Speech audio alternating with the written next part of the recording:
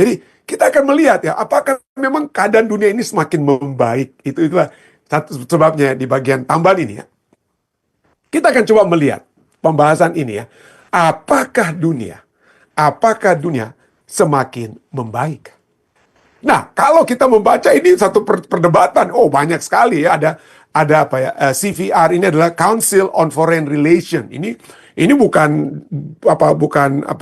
bukan berita dari TV swasta atau apa. Ini dari Council on Foreign Relations, yaitu Global Executive Search ya. Dan dalam penjelasannya atau dalam artikel, Anda bisa Google ini ya, dikatakan the world is not getting worse. Dikatakan bahwa dunia ini tidak sedang menjadi lebih buruk. Sesungguhnya dunia ini menjadi lebih baik. Ya. Menurut Council on Foreign Relations, CVR, Global Executive Search. Kenapa? Misalnya contoh-contoh dia berikan, ya good news, misalnya untuk tahun 2024. Adanya vaksin katanya, telah menyelamatkan jutaan anak, ya dikatakan. Ya, walaupun di Amerika saat ini sudah mulai berubah sedikit ya. Ada yang tidak mau divaksin, sehingga kembali lagi ada beberapa penyakit yang muncul kembali ya. Tapi vaksin itu di bagian dunia ini telah menyelamatkan jutaan anak. Perkembangan dari segi teknologi kedokteran atau pengobatan ya dapat dikatakan demikian ya. Dan diperkirakan vaksin mencegah kematian 2% dari bayi setiap tahun. Lalu berikutnya, Generation Z, ini ada banyak poin kalau Anda baca, wah banyak sekali, tapi saya cuma tampilkan ini ya. Generation Z ya, anak-anak saya itu ya. Ada yang millennial China, millennial Sean, yang Gen Z ya. Hidup lebih baik daripada orang tua mereka. Anak-anak itu lebih baik ya. Kita tahu ini karena 75% orang yang berusia di antara 12 dan 27 tahun itu tinggal di negara berkembang dikatakan. Dan ini dikatakan dalam artikel ini. In Jakarta, Mumbai, or Nairobi.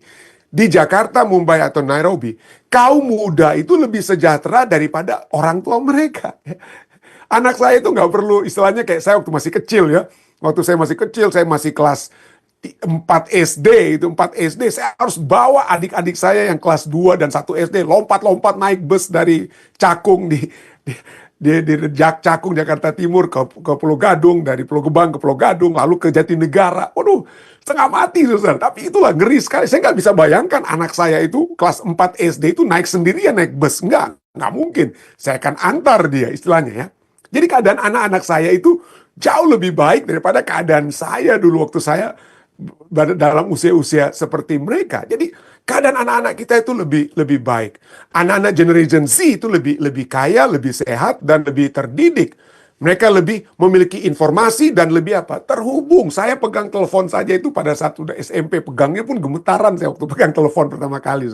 Tapi anak-anak kita, waduh, sudah hebat sekali, canggih sekali ya istilahnya. Nah, ketiga, dikatakan bahwa extreme poverty, kemiskinan ekstrim sekarang ini berada pada titik terendah dalam sejarah. Itu betul ya. Ini faktanya ya. Kemiskinan ekstrim berada pada titik terendah dalam sejarah. Meskipun ada 8,6% orang masih menderitanya. Tapi angka ini sepertiga daripada angka pada tahun 2000.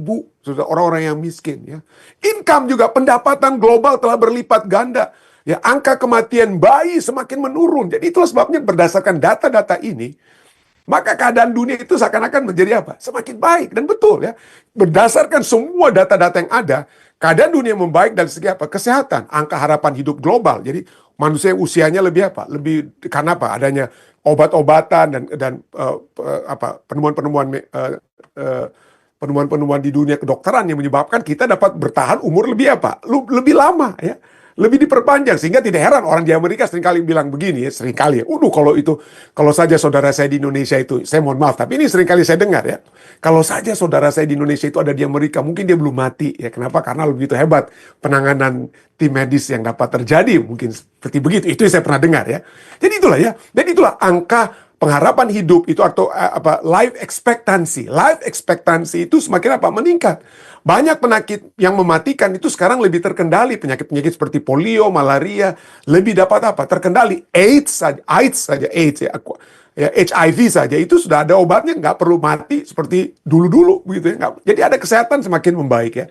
Kemiskinan ekstrim seperti data tadi ya, orang dalam kemiskinan ekstrim itu telah terturun drastis dalam beberapa dekade terakhir. Saya bisa melihat ya, waktu kami di Ethiopia dulu, waduh ekstrim sekali kemiskinan. Tapi sekarang saya lihat, wih, semakin membaik keadaan mereka. Orang sahabat-sahabat kami yang ada di Ethiopia, keadaan mereka semakin membaik. Adanya teknologi dan komunikasi, akses informasi, pendidikan, dan peluang ekonomi meningkat karena adanya internet dan apa? Dan globalisasi. Dan ada kesadaran sosial, ada peningkatan kesadaran tentang hak asasi manusia, kesetaraan gender, laki-laki dan perempuan kesetaraan lebih baik ya, dan keadilan sosial di banyak bagian dari bagian dunia. Seakan-akan itulah sebabnya tadi artikel tadi katakan dunia ini semakin apa? Membaik. Tapi pada saat yang bersamaan, walaupun ada teknologi komunikasi dan lain sebagainya ini, ada kita juga lihat keadaan dunia tidak membaik, lingkungan. Kita lihat lingkungan, perubahan iklim, polusi, kerusakan alam telah meningkat secara drastis. Ya, tornado demi tornado, hurricane demi hurricane, typhoon demi typhoon lainnya begitu hebat. Gempa bumi semakin terjadi ya. Pesawat-pesawat terbang yang semakin jatuh istilahnya. Bukan itu saja, tapi itulah ya. Apakah kita lihat bagaimana keadaan lingkungan yang semakin tidak membaik. Ketimpangan yaitu jurang antara kaya miskin semakin melebar. Segelintir orang sekarang menguasai sebagian besar kekayaan dunia. Ini faktanya. Saya nggak perlu tunjukkan lagi apa ya.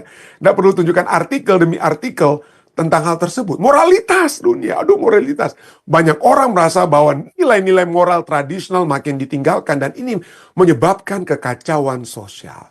Lalu krisis kesehatan mental. Anak-anak muda kita mungkin lebih kaya daripada dan kita dulunya, lebih banyak teknologi komunikasi. Tapi coba kita lihat anak-anak sekarang 10 tahun ada yang bunuh diri karena tertekan, ya dibully dan lain sebagainya. Jadi ada krisis kesehatan mental. Meskipun ada kemajuan medis, tingkat depresi, tingkat kecemasan, isolasi sosial itu semakin meningkat. Terutama di kalangan anak-anak muda.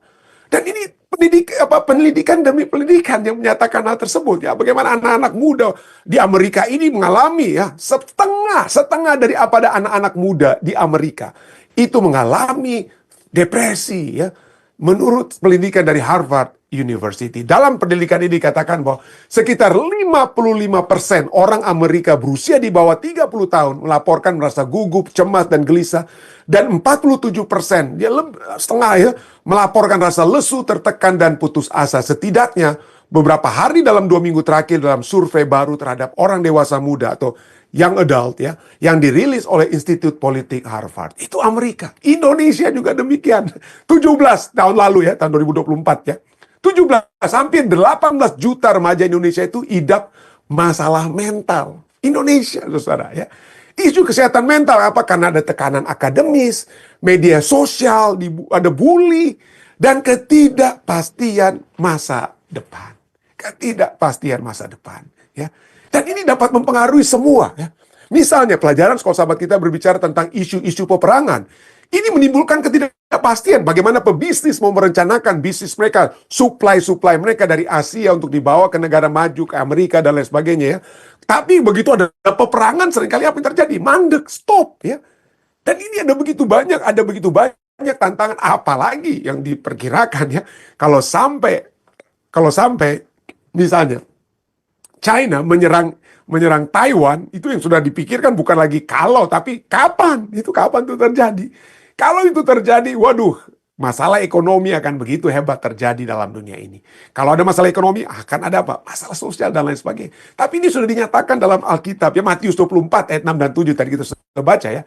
Kamu akan mendengar deru perang atau kabar-kabar tentang perang. Sebab bangsa akan bangkit melawan bangsa dan kerajaan melawan kerajaan. Jadi kenapa? Kenapa kita tidak bisa masuk dalam keadaan yang utopia gitu, keadaan yang baik? Bisa bermesraan satu bangsa dengan yang bangsa yang lain, hanya memikirkan kemajuan bersama, kemajuan ekonomi bersama. Tidak bisa. Kenapa tidak bisa? Karena kepentingan demi kepentingan. Amerika tadinya Amerika itu adalah menjadi apa? Menjadi pengayom ya, pemimpin dunia, dapat ada masalah di dunia mana dibantu oleh Amerika. Tapi dengan adanya apa? Masalah-masalah ekonomi, kasihan juga terus terang saja. Kalau Anda pergi ke tengah-tengah negara-negara bagian di Amerika Serikat, keadaannya dapat Anda lihat sangat menyedihkan. Kenapa? Karena keadaan ekonomi yang semakin memburuk di tempat-tempat tersebut. Tadinya orang-orang di negara-negara bagian yang ada di tengah Amerika punya pekerjaan, tapi mereka di manufacturing. Tapi sekarang pabrik-pabrik mereka ditutup karena orang-orang penguasa pemimpin-pemimpin perusahaan pindahkan itu ke tempat lain, ya, sehingga mereka itu nggak ada punya pekerjaan, ya.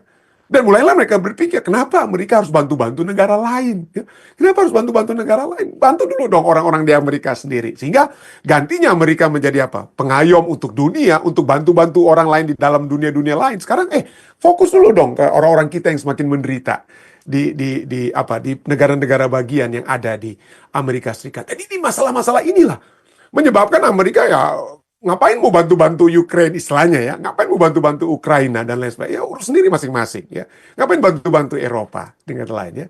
Jadi inilah dapat membuka kesempatan bagi negara-negara lain seperti Rusia dihantam terus di Ukraine, atau nanti China dia akan hantam apa? Dia akan hantam Taiwan ya. Amerika kan nggak akan bisa bikin apa-apa banyak ya, karena Amerika sekarang hanya memikirkan American first-nya, ya, American first-nya akan dipikirkan. Dan inilah menjadi apa? Ketidakstabilan. Kenapa? Karena masing-masing memikirkan kepentingannya sendiri. Ya. Karena dosa, terus terang ya. Karena dosa, ya. Kita sebutlah berdosa. Ya. Bukan hanya dari segi bangsa, tapi dari segi individu. Ya. Masing-masing, bukan hanya negara yang berdosa yang memikirkan dirinya sendiri, tapi manusia. Manusia itu akan memikirkan dirinya sendiri. 2 Timotius 3 ayat 1 dan 2 dan 5 katakan apa? Ketahuilah pada hari-hari terakhir bukan akan ada masa kemakmuran, bukan. Masa-masa yang baik, bukan. Pada hari-hari terakhir akan datang masa yang sukar. Manusia akan mencintai dirinya sendiri dan secara lahiriah mereka menjalankan ibadah mereka, tapi mereka tidak menjalankan ibadah mereka. Mereka mencintai dirinya sendiri. Itulah sebabnya ya kalau saya ingin makmur, maka saya ingin mencari kemakmuran yang sebesar-besarnya bagi diri saya, bagi keluarga saya, bagi perusahaan saya, ya. Dan itu dinyatakan, itu mencintai dirinya sendiri manifestasi misalnya dari keadaan ekonomi misalnya, atau masalah sosial atau ekonomi dan sosial. Misalnya Yakobus 5 ayat 3 dan 4. Yakobus 5 ayat 3 dan 4 katakan apa? Kamu telah mengumpulkan harta pada hari-hari yang sedang berakhir. Ini berbicara tentang menjelang kedatangan Yesus ya. Apa yang terjadi pada hari yang sedang berakhir? Orang-orang yang akan apa? Mengumpulkan harta. Mendingan untuk diri kita sendiri lah. Ya. Ayat 4. Nah ini dia. Sesungguhnya telah terdengar teriakan besar. Ada yang berteriak. Karena apa? Upah yang telah kamu tahan dari buruh. Artinya, pemilik-pemilik atau orang-orang pemilik apa? Yang mempekerjakan orang lain akan apa? Mencari lebih banyak keuntungan bagi diri mereka sendiri. Ya. Ini dari segi agriculture, dari segi pertanian ini ya. Karena upah yang kamu tahan dari buruh yang telah menuai hasil ladangmu telah sampai ke telinga Tuhan semesta alam, keluhan mereka yang menyabit panenmu. Ini berbicara tentang dari segi agriculture yang dimengerti oleh Yakobus, orang-orang pada saat Yakobus menulis kitab ini. Tapi prinsipnya itu sama saat ini. Bahwa pemilik perusahaan ataupun pebisnis akan mencari hasil yang sebanyak-banyaknya ya. Upah yang bukan berarti itu secara kalau menahan upah itu mungkin illegal ya, tapi poinnya itu adalah satu prinsip bisnis adalah kita harus maximize profit. Profit itu, revenue itu, penghasilan itu, keuntungan itu harus apa? Naik. Sedangkan biaya-biaya yang tidak istilahnya dari segi positifnya, biaya-biaya yang tidak diperlukan kalau bisa ditekan sampai ke bawah gitu ya. Minimize cost ya, maximize profit, minimize cost ya. Jadi biaya-biaya itu harus kalau bisa ditekan sedemikian mungkin, sekecil mungkin. Itulah sebabnya banyak pemilik-pemilik perusahaan Amerika Serikat ini buka perusahaan di tempat-tempat lain. Bukan hanya, terus terang ya, bukan hanya karena tempat lain memiliki skill-skill yang baik atau bahan-bahan baku yang ada di negara-negara Asia, tetapi juga dari satu sisi, kalau perusahaan-perusahaan manufacturing itu ada di Amerika Serikat, biayanya itu besar. Ya. Amerika punya standar untuk gaji itu sudah sudah lebih besar daripada orang-orang yang ada di Asia dan tempat-tempat lainnya. Makanya banyak perusahaan-perusahaan Amerika itu yang keluar. Kenapa? Karena mau cari untung di sana kan. Mereka cari untung. Bagaimana dengan orang-orang di Amerika? Ya, masing-masing carilah sendiri keadaan kita masing-masing ya. Dan ini ya, dan ini sekarang menjelang kedatangan Yesus yang kedua kali, semakin akan lebih hebat. Kenapa? Kenapa ini akan menjadi karena akan adanya, karena bukan akan adanya, karena sudah ada apa yang kita kenal dengan artificial intelligence. Segala sesuatu ini dengan adanya artificial intelligence, banyak perusahaan-perusahaan yang tadinya membutuhkan accountant, ya orang-orang ahli akuntansi, wah nggak perlu lagi akuntansi ya, nggak perlu lagi, terus terang saja. Accountant itu dengan adanya dengan program-program, ya, program-program software dan apalagi dengan artificial intelligence, banyak sekali pekerjaan-pekerjaan itu yang akan hilang. Dan perusahaan-perusahaan itu akan memaksimais mereka punya profit, boost revenue. Itu dengan adanya AI. Nah, apakah Anda pikir, Pendeta Rantung ini bikin-bikin takut aja dengan kan udah biasa. Setiap ada teknologi baru, pasti ada yang coba pushback. Ada orang yang akan menentang teknologi baru. Ya, seperti waktu revolusi industri. Ya, orang bilang, aduh, nggak ada yang ketakutan, tapi ternyata ketakutannya itu nggak benar. Ya, ketakutan kita terhadap revolusi industri pada saat petani-petani kemudian banyak tadinya main cangkul di ladang ya, lalu kemudian diganti oleh traktor dan lain sebagainya. Banyak orang berpikir, waduh ini akan menghancurkan manusia. Ternyata enggak tuh pendeta. Pesawat terbang itu, waduh, menghancurkan bisnis-bisnis orang yang kalau orang semuanya naik mobil, bagaimana dengan kuda kan? Tapi sekarang kan is okay, mobil kita bisa terima ya, orang nggak perlu kuda pun is okay walaupun nggak naik kuda. Jadi apakah ini satu ketakutan? Apakah artificial intelligence itu adalah satu ketakutan yang terlalu dilebih-lebihkan? Terlalu dilebih-lebihkan. Apakah itu demikian?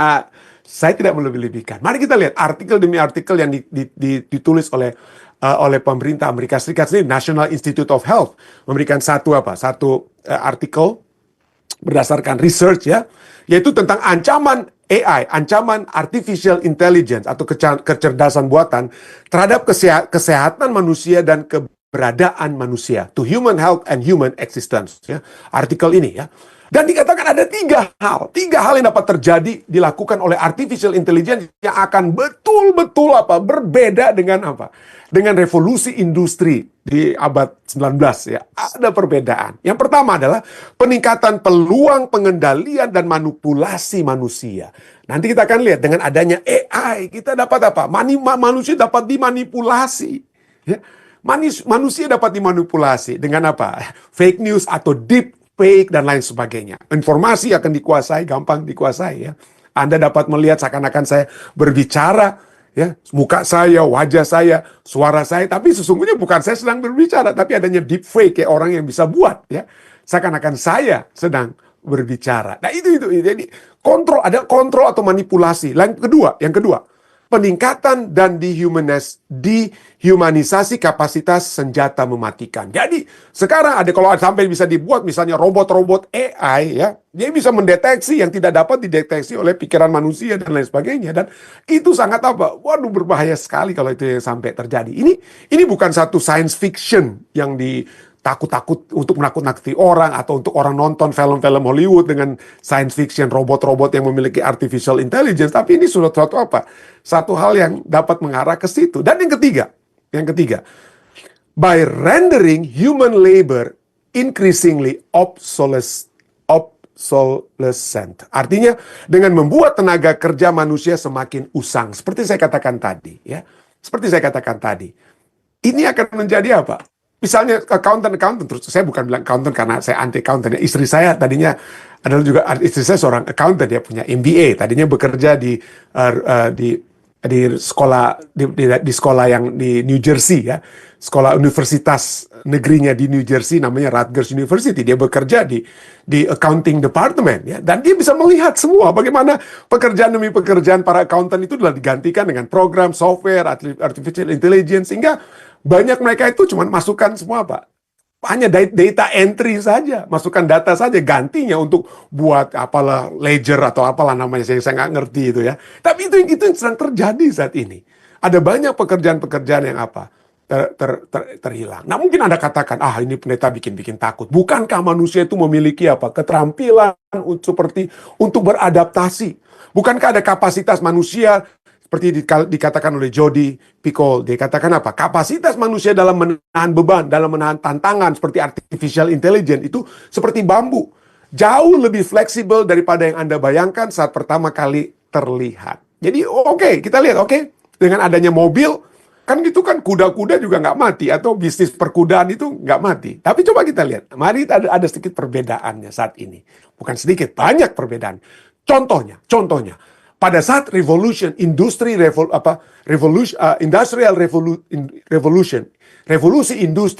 orang-orang yang tadinya dari mana? Orang-orang yang tadinya kerja di sawah, mereka itu gampang berpindah langsung kemana? Di pabrik-pabrik yang untuk buat mesin dan lain sebagainya. Mereka bisa menggunakan tangan. Mereka bisa menggunakan tangan mereka yang biasanya macul, sekarang mulai merangkaikan apa? Komponen-komponen untuk AC ataupun kulkas. Ya, mereka pergi ke apa? Ke pabrik itu masih bisa menggunakan tangan. Ya, tetapi sekarang berbeda, saudara. Orang yang biasa di pabrik, apakah kita bisa bersaing dengan artificial intelligence yang akan membuat banyak hal, ya, gantinya dengan kemampuan tangan kita dan lain sebagainya. Beda. Ya, inilah sebabnya. Beda antara revolusi industri dengan revolusi artificial intelligence. Nomor satu, kecepatan perubahan. Revolusi industri itu berlangsung selama puluhan tahun. Pelan-pelan. Memberi masyarakat waktu untuk beradaptasi, untuk bertransisi. Tapi beda dengan revolusi artificial intelligence saat ini. Artificial intelligence sedang berkembang sangat cepat dalam hitungan bulan atau tahun. Hitungan bulan atau tahun. Sehingga banyak orang tidak siap menghadapi perubahan ini. Beda dengan petani yang masuk ke pabrik, gampang. Bisa dilatih, ya, langsung cepat latih. Oke, tadinya pegang pacul, sekarang pegang alat untuk solder dan lain sebagainya. Gampang, artinya lebih dapat dilakukan. Ya, tapi tidak. Kenapa? Karena manusia saat ini tidak dibutuhkan lagi. Manusia tidak dibutuhkan. Pergeseran pekerjaan. Artificial intelligence, ya, AI bisa menggantikan pekerjaan bukan hanya di sektor fisik, ya, seperti mesin pada revolusi industri, orang-orang perlu orang, tapi pekerjaan-pekerjaan intelektual seperti hukum, kedokteran, untuk operasi, dan pendidikan, bahkan seni. Ya. Kalau gampang, kalau Anda mau ke ChatGPT, tolong buatkan puisi untuk istri saya yang berulang tahun ke-57 misalnya. Wah, gampang, dia langsung bikin. Tolong buatkan lagu yang dengan tema cinta dan ini, dia akan ciptakan. Jadi manusia akhirnya tergantung pada mesin dan lain-lain, nggak perlu lagi. Makanya baru waktu lalu ada penulis-penulis penulis film, penulis TV di Amerika Serikat protes. Kenapa? Karena mereka mau minta supaya industri perfilman di Amerika tidak menggunakan artificial intelligence. Kenapa? Kalau itu digunakan, habislah para penulis-penulis ini, ya, penulis-penulis seni. Jadi pergeseran pekerjaan, ya. Konsentrasi kekuasaan, ini berikutnya. Konsentrasi kekuasaan. Perusahaan yang menguasai AI itu big tech company, ya, tech company, ya, perusahaan-perusahaan teknologi, ya, yang menguasai AI bisa memiliki kekuasaan yang jauh lebih besar daripada negara, dan ini akan menciptakan ketimpangan yang baru. Manipulasi sosial. Artificial intelligence itu juga bisa digunakan untuk propaganda, memanipulasi informasi, fake news, deepfake, dan lain sebagainya, memperparah polarisasi politik dan sosial yang sedang ada dalam dunia. Kita lihat itu ada videonya tuh, pendeta Rantung ngomong kok dia anti sekali sini. Akhirnya jadi rame kan. Ya, itu kalau cuma pendeta Rantung, tapi kalau pemimpin negara dan lain sebagainya yang dibuat seperti itu, maka manipulasi sosial ini bisa lebih memperparah, ya. Kehilangan identitas dan makna. Jika manusia semakin bergantung pada mesin untuk berpikir dan membuat keputusan, ya apa saja kita bertanya, gimana dong, saya mau melakukan ini, saya mau pindah ke sini dan sebagainya. Maka kita kehilangan identitas, ya. Kita untuk berpikir, membuat keputusan, manusia bisa kehilangan rasa identitas, tujuan, dan hubungan yang nyata satu dengan yang lain.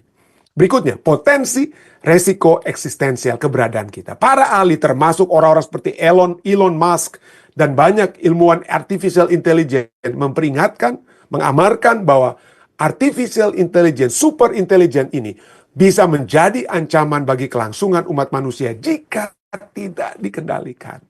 Jika tidak dikendalikan. Tapi pada saat dunia ini semakin sempit ya, karena manusia yang bertambah, sedangkan dengan natural resources, sumber-sumber alami semakin berkurang, maka apa yang akan terjadi? Ya, wah, hajar-hajaran ya. Hajar-hajaran untuk mempertahankan hidup, maka dapat dilakukan apa saja untuk mempertahankan hidup dari satu negara atau satu perusahaan, dan itu menyebabkan manusia yang akan saling mencoba untuk menghabisi satu dengan yang lain. Inilah sebabnya, seperti kutipan kita tadi malam ya, knowledge is a tool. Pengetahuan itu seperti artificial intelligence adalah sebuah alat. Dan seperti semua alat, dampaknya, ya, its impact, dampaknya berada di tangan penggunanya. Jadi artificial intelligence itu punya potensi luar biasa untuk kemajuan di dunia jika digunakan dengan bijak dan bermoral. Tetapi tanpa landasan nilai yang kuat seperti rasa hormat terhadap martabat manusia, terhadap kebenaran dan keadilan, artificial intelligence bisa mempercepat kehancuran sosial jauh lebih parah daripada revolusi industri. Tapi apakah kerajaan dunia ini akan dikuasai oleh kerajaan yang memiliki artificial intelligence? Apakah kita akan berada dalam satu situasi yang pesimis? Aduh, yang kuasai artificial intelligence kan kayaknya cuma Amerika dan China saja untuk saat ini. Aduh, gimana kita orang Indonesia dan lain sebagainya ya. Kita tidak perlu khawatir. Kenapa? Allah kita berkuasa. Daniel 2:1. Allah sudah lihat itu semua. Dia katakan dalam Daniel.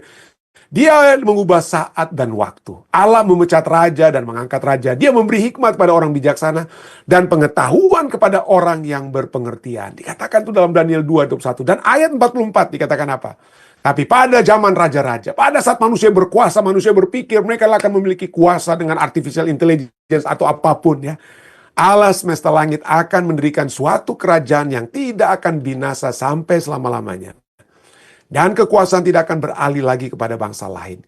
Kerajaan itu akan meremukkan segala kerajaan dan menghabisinya. Tetapi kerajaan itu sendiri, kerajaan Allah tersendiri, itu sendiri akan tetap untuk selama-lamanya. Inilah kekuatan kita ya. Inilah kekuatan kita. Dan inilah yang akan memberikan jaminan kepada kita untuk tetap bertahan. Dan ayat yang saya suka sekali dari Matius 24 ayat 12 sampai dengan 13 katakan, karena makin bertambahnya kedurhakaan, keberdosaan umat manusia, ya, maka kasih kebanyakan orang akan menjadi dingin. Kita tidak mencintai lagi sesama. Buat apa mencintai sesama? Yang penting bertahan hidup untuk diri kita sendiri. Tetapi orang yang bertahan dalam kasih tersebut, orang yang bertahan sampai pada kesudahannya akan selamat. Kiranya ini dapat menjadi satu perenungan bagi kita semua ya. Kita tetap bertahan dengan satu keyakinan Tuhan kita berkuasa. Bahwa keadaan kita walaupun akan susah dengan adanya gempa bumi dan lain sebagainya, masalah sosial, masalah ini dan itu. Tapi biarlah kita tetap bertahan. Kenapa? Karena Allah kita lah yang lebih berkuasa dari semua orang yang menguasai atau negara yang menguasai dunia saat ini. Saya bawa ini dalam nama Yesus. Amin.